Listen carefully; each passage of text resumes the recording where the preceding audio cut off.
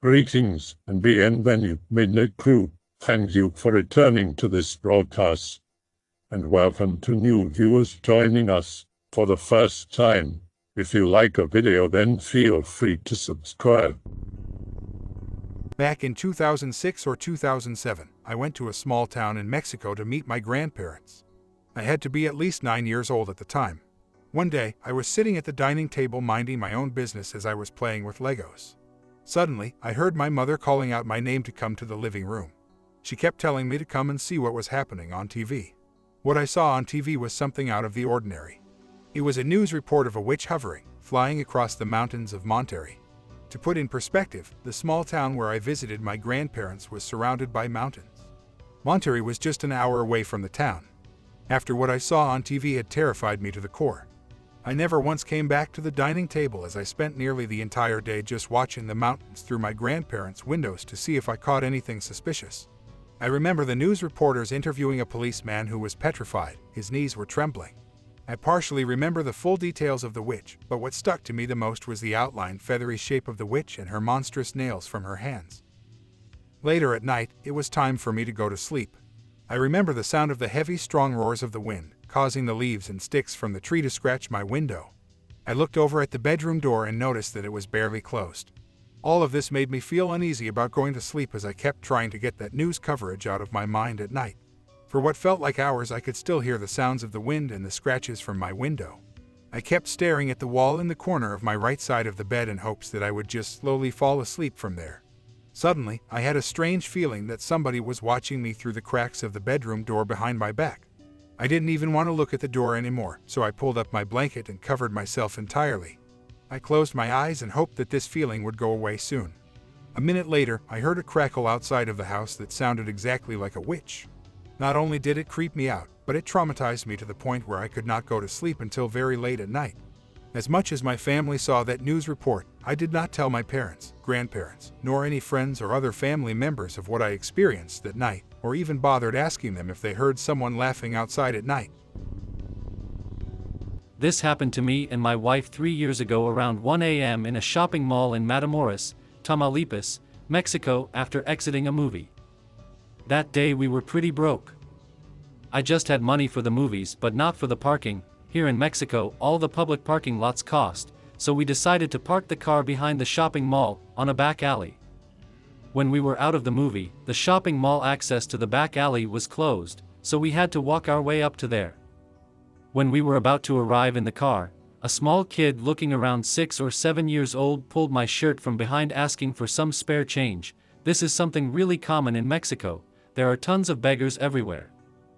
I said, "Sorry kid, I'm broke. I have no spare change." The situation seemed fishy, so I opened the car with the remote key and made signs to my wife to enter the car fast. The kid asked again. The whole time he was looking towards the ground. It was a really dark alley, so I wasn't able to see his face clearly. I was using my phone flashlight to look around. That's when something makes my radar go crazy. I remember the hour I see on my watch at 1:33 a.m. In Matamoros, no beggar kids are out at that time, especially in an alley like that, unless they're trying something sketchy, like robbing you or worse. Without looking back, I rushed inside the car and placed the locks on it. While viewing the rearview mirror, I saw him staring directly at us. His eyes were like a void, a deep dark black that made all of my body enter into a fight or flight stance. He had a smile so evil that got my heart racing incredibly fast. He ran next to my door and knocked on the glass while staring directly at me, asking for money over and over again. He tried to open the door by pulling the handle restlessly. As soon as he let go of the door handle, I turned on the car and made a run for our safety.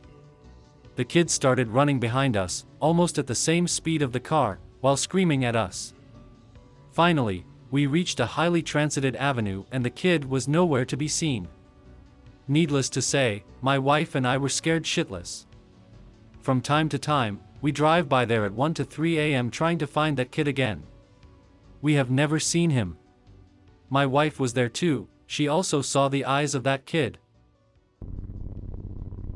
My encounter happened when I was a teen, around 2005. I lived in a small village not too far from where my encounter happened in the Balsas forest in Sinaloa, Mexico. I did not tell anyone until years later. My friend and I were quite the troublemakers, I will not lie, and we decided to go off on our own. We went to Balsas forest and we did not go to camp, but we messed around and played until dark began to come. I was never fearful of the dark. It never gave me fear. So as dark began to fall upon us, we were fine, and it was not unusual for me to just wander off and go to my friends without telling me mom. Like I said, I was pretty bad back then, and I never listened to my mother anyway. Now the forest was hot and humid, so we had no shirts on. We took them off and casually hung them around our shoulders. We wore shorts and sandals. I was actually tormenting a snake with a stick while my friend laughed at me. The dark came, yet the whole moon shone bright down through the trees, so it was okay, we could still see. We put our shirts on as it gets colder at night. We were getting ready to leave, and I thought I knew everything back then. I was very wrong. We heard footsteps off in front of us somewhere, but they were so heavy, not really like human, yet clearly two-footed steps. We were more interested in seeing what it was, and my friend suggested we hide in the foliage to scare whatever it was, a person or an animal. We just wanted fun. We got in the foliage and giggled to each other and watched, waiting. The thuds became louder, and it came out into the opening so fast, like a raging bull. It was not a bull. Now we are terrified. This beast was around 7 feet tall, maybe more. It was black and gray, like silver in places. Its fur was matted and horrible, with a smell like I have never smelled again. I cannot describe that smell, but it made you retch. The ears were pointed. We never said a word to each other as we stared at it, sniffing the air like a wolf on the scent of its prey. You could see defined body muscles and arms. Yes, arms and hands with very long, unusual fingers with claws. It had a very long snout. You could see it had fang-like teeth, dog-like in many ways, but much too big. It had backwards bent back legs and the strangest feet I have ever seen, elongated with 3 huge toes. It looked so strange. It then suddenly snapped its head towards us and stared with intent of evil. You could tell. Its eyes were amber and slanted looking. We just ran. We did not know what else to do. We made a big mistake because it was now too dark to see clearly, and in all the panic we thought we were lost, and we just went to the nearest large tree and climbed as far up as we could. We sat there in the dark listening to thudding steps through the forest. We stayed huddled in that tree all night, waiting to be eaten or killed. It never came. The next thing I remember, it was morning. You don't know fear like that, praying in a tree for your life, cold and terrified. Being in danger from falling from the tree did not matter. That thing did matter. When the morning came, we knew we were way back deep into the forest. Funny how fear can change your perception. When I got home, my mom scolded, shouted, and went on so long about where I had been. I had never been shouted at like that before. I never told anyone. My friend and I never did until later. My mom thought her shouting changed me, but no, that thing changed me, and I did not stray again. Now I live in London, England, but it will stay with me forever. This happened in the summer of 1967 near Veracruz, Mexico. This is where I was born.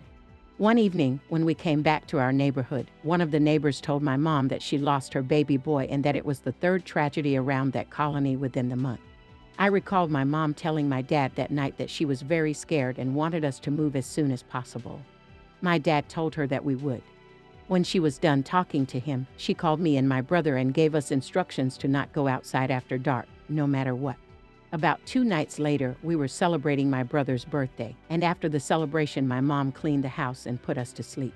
Sometime that night, I woke up to drink water, and I noticed that it was really bright inside the kitchen because the moonlight was very bright coming through the window above the kitchen sink. I was too small to get a cup from the cupboards, so I pulled a chair from our dining table and put it right in front of the sink.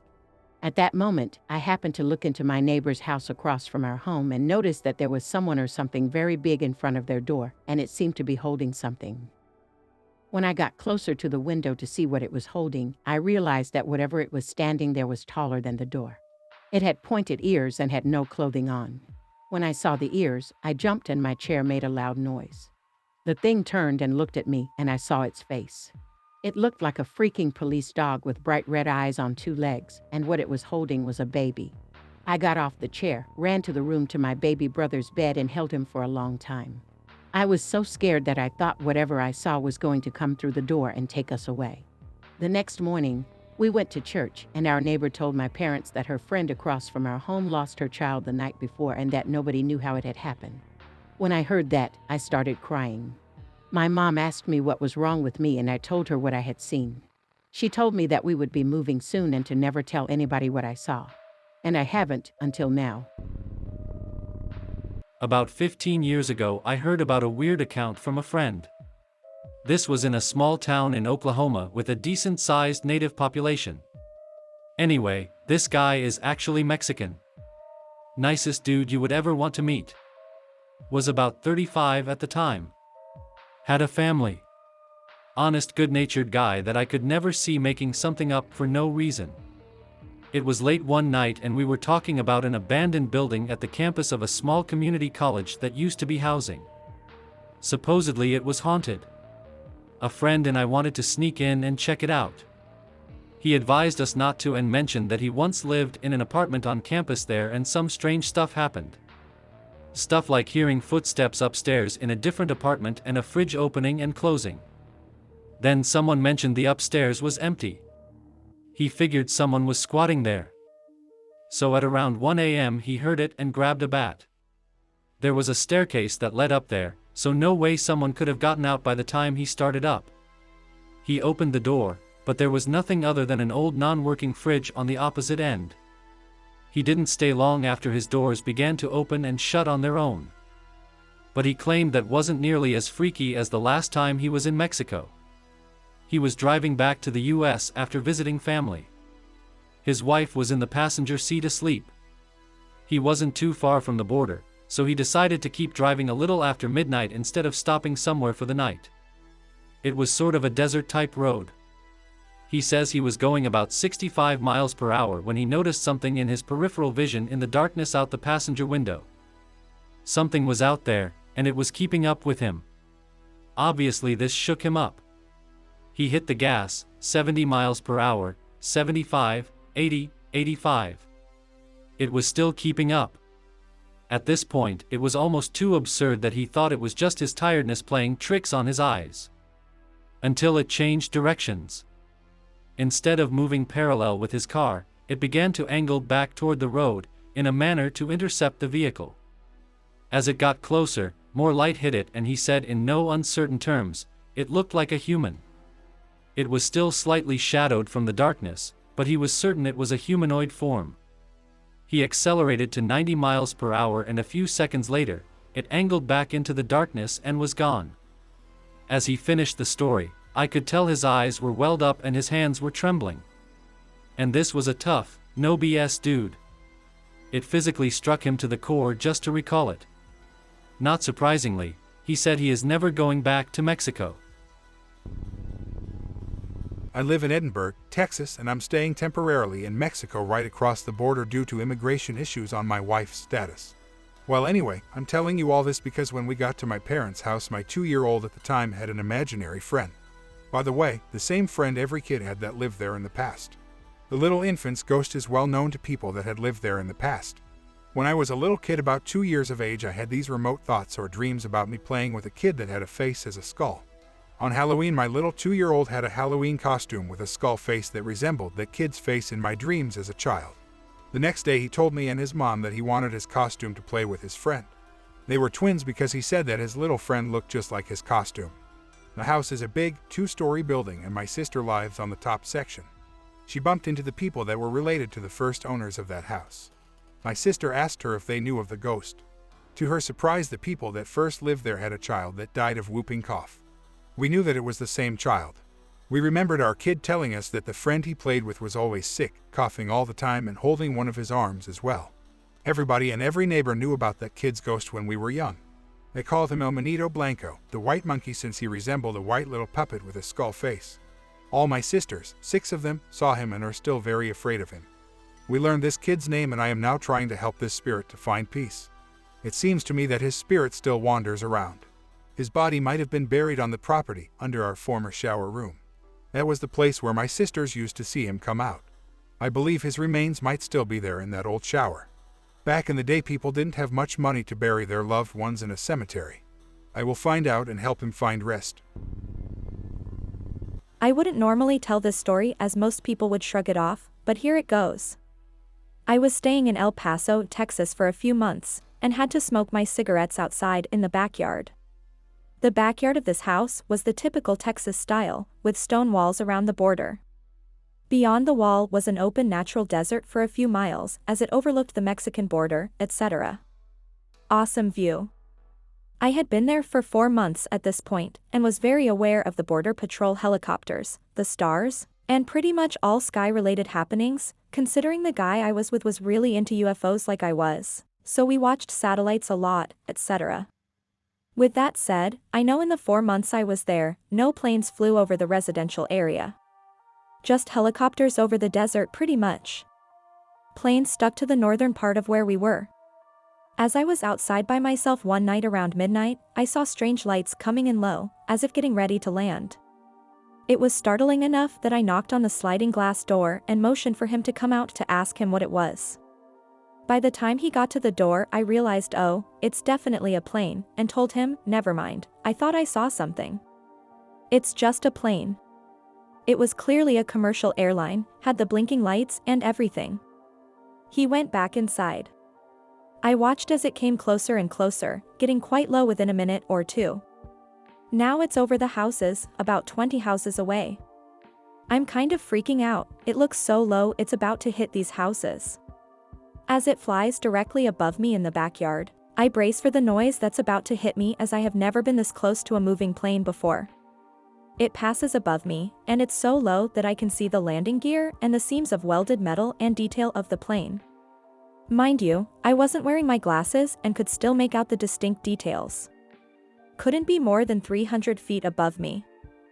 I am ready to put my hands up to my ears since there's no way this isn't going to be crazy loud. I stand there waiting and watch it pass. It's so low that the small tree patch in the next yard blocks it from my sight almost immediately, no noise. I mean, not a whisper. Not a breeze. Nothing. I waited a few more seconds thinking okay, it's so close that the sonic boom must be lagging. Nope. Nothing. At first I wasn't as concerned about the missing noise thing as I was about the fact that the plane was clearly crashing. The engine must have gone out and I'm about to witness a very loud plane crash a few houses down and start to panic. There's no airport or runway in that direction for miles, if not hundreds of miles. The El Paso airport was in the opposite direction. Absolutely no plane crash, no plane gaining altitude, nothing. Just vanished. I would have just put this out of my mind and figured it to be my imagination or something, but 2 nights later the exact thing happened again. This time everyone was asleep inside.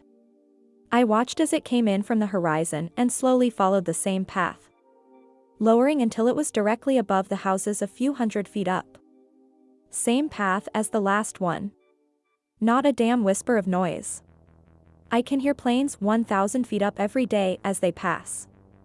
These planes did not make noise. I simply cannot explain it. There's no way the noise bounced off the small desert hill out in the distance or somehow echoed off and directed the sound to a different place. It was so unbelievably close that again, even though I knew it was the same thing, I again braced for impact. Thinking that this is gonna be so loud, oh my god. Nope. Never made noise. I then realized it's not a crashing plane at all. 2 planes can't crash in the same ridiculous path. And nothing was in the news following both instances. Believe me, I checked. It's as if I was the only one that saw this giant unmistakable commercial 747 plane fly over my freaking head. Twice. And didn't cause even a quiver around me. I will never ever forget the eerie silence. It's just not physically possible. I hope that you enjoyed tonight's broadcast. If you enjoyed tonight's story, then please subscribe to the channel as more green texts will appear daily. A new broadcast will appear when the clock strikes midnight Central Time.